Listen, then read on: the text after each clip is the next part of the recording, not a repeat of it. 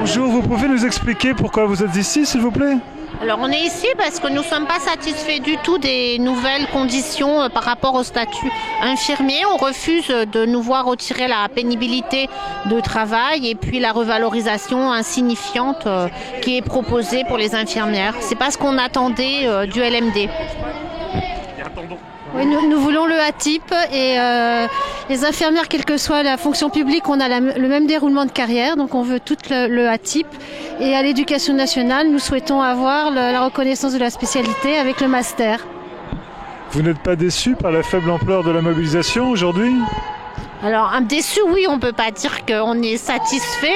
On est effectivement un peu déçu, mais c'est pas la première, ça sera peut-être pas la dernière. Donc, je pense que les rangs vont grossir au fur et à mesure de la grogne qui va monter. Il faut voir que les infirmières sont toujours prises entre leurs responsabilités, les réquisitions, et que la mobilisation est toujours difficile au sein de notre profession.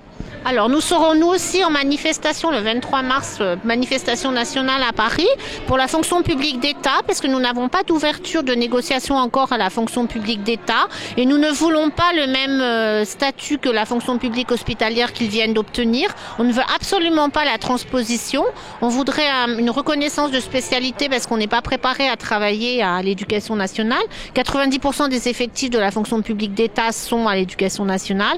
Donc une spécialité et un master. Donc c'est pour ça que le 23, nous repartirons dans la rue, défendre aussi notre statut fonction publique d'État. Et les deux syndicats représentatifs appellent à la manifestation du 23 mars. D'accord, merci beaucoup. Il y a un qui nous fait